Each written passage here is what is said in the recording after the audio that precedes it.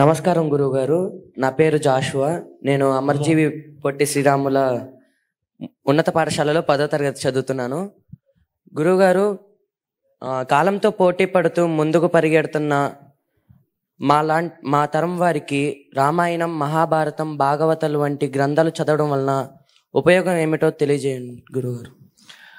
నువ్వు జాషువా అని పేరు పెట్టుకున్నందుకు నాకు ఎంతో సంతోషంగా ఉందయ్యా. ఆ పేరు పెట్టిన మీ అమ్మగారికి నాన్నగారికి నమస్కారం చేస్తున్నాను.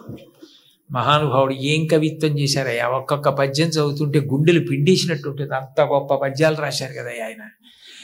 ఇంతకీ నువ్వు నన్ను అడిగిన ప్రశ్నకి జవాబు ఏంటంటే, రామాయణ, భారత, భాగవతాలు ఈ వయస్సులో మేము చదువుకోవడం వల్ల మాకు కలిగే ప్రయోజనం ఏమిటి? నేను నీకు ఒక్క విషయం చెప్తాను, నీకు అర్థమైపోతుంది. నేనేం పెద్ద దాని గురించి ప్రసంగం చేయక్కర్లా. మహాభారతంలో శల్యుడు అని ఒక ఆయన ఉన్నాడు. ఆయన మద్రదేశాధిపతి. అంటే పాండురాజుకి 2 భార్యలు, కుంతి, మాద్రి. మాద్రికి సోదరుడు కాబట్టి నకుల సహదేవులకు మేనమామ. నకుల సహదేవులకి మేనమామ అయితే ధర్మరాజు గారికి, భీముడికి, అర్జునుడికి కూడా మేనమామ. కురుక్షేత్ర యుద్ధం ప్రారంభమైంది. తన మేనల్లుళ్ళు కాబట్టి వాళ్ళ పక్షాన యుద్ధం చేద్దామని శల్యుడు మహావీరుడు బయలుదేరి వస్తున్నాడు మద్రదేశం నుంచి. ఆయన వస్తున్నాడని తెలుసుకుని దుర్యోధనుడు ఏం చేశాడంటే, కనపడకుండా చలువ పందిళ్ళు వేయించి సాయంకాలం అయ్యేటప్పటికీ నృత్యం, సంగీతం అన్నీ పెట్టేవాడు.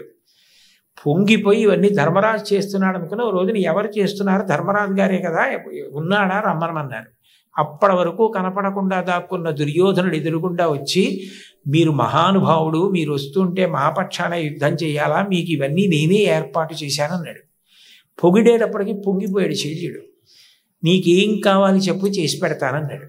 మీరు మా పక్షాన యుద్ధం చేయండి అన్నాడు. తప్పకుండా చేస్తానన్నాడు. దేనికి బయలుదేరాడు? పాండవుల పక్షాన యుద్ధం చేయడానికి బయలుదేరాడు. పొగిడి 4 సత్కారాలు చేసేటప్పటికీ అది వదిలేశాడు. కౌరవుల పక్షాన యుద్ధం చేయడానికి వెళ్ళాడు. పోనీ వెళ్ళిన వాడు ఏం చేయాలి? దుర్యోధనుడితో వెళ్ళిపోవాలి. తగుదునమ్మా అని ధర్మరాజు గారి దగ్గరికి వెళ్ళాడు. ఆయనకి తెలిసిన విద్య ఈయనకి తెలీదా? ఈయన కూడా పొగిడాడు. పొగిడి ఆయన్ని కుర్చీ వేసి కూర్చోబెట్టి తన కింద కూర్చొని నహుషోపాఖ్యానం చెప్పమన్నాడు. అంటే ధర్మరాజు గారంతటి వాడు కింద కూర్చుని వింటున్నాడు, నేను చెప్తున్నాను కదా అని నహుషోపాఖ్యానం చెప్పి పొంగిపోయి, ధర్మరాజా నీకేం కావాలి చెప్పన్నాడు. మళ్ళీ పొగడ్తకు లొంగిపోయాడు. ధర్మరాజు గారు అన్నాడు, మీరు ఎటు అక్కడ మాట ఇచ్చారు కదా, అక్కడే యుద్ధం చేయండి. మా పక్షాన కృష్ణుడు అర్జునుడికి సారథ్యం చేస్తాడు.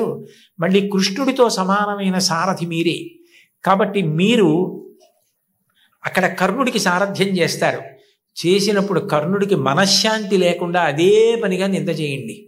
నింద చేస్తే కర్ణుడికి బుద్ధి కేంద్రీకరణ పోతుంది, అంటే కాన్సన్ట్రేషన్ పోతుంది. పోతే కర్ణుడు చచ్చిపోతాడు. మాకు జాలు, ఆ ఉపకారం చేయండి అన్నాడు. తప్పకుండా నీకు ఈ ఉపకారం చేసి పెడతానన్నాడు. నిజానికి శల్యుడు కానీ కృష్ణుడు కానీ ఆ రోజుల్లో సారథ్యం నేర్చుకోక్కర్లా. ఇందాక ఆ పాప అడిగిందే, అది వాళ్ళిద్దరికీ హాబీ. నేర్చుకుని ప్రపంచ ప్రఖ్యాతి పొందారు సారథ్యంలో. కృష్ణుడు విలువకి కట్టుబడి అర్జునుడికి సారథ్యం చేసి అర్జునుడిని కాపాడి పార్థసారథి అని బిరుదు పొందాడు. శల్యుడు కర్ణుడికి సారథ్యం చేసి ధర్మరాజుకి మాట ఇచ్చానని అదే పనిగా కర్ణుడిని విమర్శించి నింద చేసి కర్ణుడు చచ్చిపోవడానికి కారణమై, చచ్చిపోయిన తర్వాత కాళీరథం పట్టుకుని దుర్యోధనుడి దగ్గరికి వెళ్ళి, పాపం కర్ణుడు గొప్పవాడే కానీ చచ్చిపోయాడు అన్నాడు. అందుకని ఇప్పటికీ మన పక్షాన ఉండి మనని విమర్శిస్తూ మనని పాడు చేయడానికి ప్రయత్నించేవాడిని వీడి శల్య సారథ్యం రా అంటారు. దేనికి పనికొచ్చింది శల్యుడి విద్య? పొగట్టకి లొంగిపోవడం ఎంత ప్రమాదకరమో, నువ్వు ఎంత గొప్పవాడివైనా పొగట్టలకి లొంగిపోయే బలహీనత ఉంటే పాడైపోవడం కాదు, కాలం ఉన్నంత కాలం అపకీర్తుండిపోతుంది. శల్యసారథ్యం అని పేరుండిపోయినట్టు. కాబట్టి నేను వృద్ధిలోకి రావడమే కాదు, పొగట్టలకి లొంగకూడదు. అలాగని పెద్దల ఆశీర్వచనాన్ని వదిలిపెట్టుకోకూడదు. ఇది గుర్తుపెట్టుకోవాలంటే మహాభారతంలో శల్యుడి కథ పనికొస్తుంది. అప్పుడు చిన్నపిల్లాడికి భారతం అక్కర్లేదని ఎవరంటారు? నువ్వు అది బాగా నీకు వంట పట్టింది అనుకో, నువ్వు జీవితంలో వృద్ధిలోకి వస్తావు. రేపు పొద్దున నువ్వు ఎంత గొప్పవాడివైనా నిష్కారణంగా పొగిడితే లొంగవు. పెద్దలైన వారు నిన్ను వచ్చి మంచిగా, మర్యాదగా, ప్రేమగా మాట్లాడితే వాళ్ళ ప్రేమని నువ్వు అర్థం చేసుకోను గలవు. అప్పుడు నువ్వు వృద్ధిలోకి రావడానికి కారణమైందా లేదా? కాబట్టి రామాయణ భారత భాగవతాది గ్రంథములు మంచి మంచి గ్రంథములు ఎక్కడ ఏ భాషలో ఎందులో ఉన్నా చదివి మంచి స్వీకరించి వాటిని జీవితంలో అనుష్ఠానంలోకి తెచ్చుకోవాలి. ఏమ్మా? ధన్యవాదాలు గురువుగారు.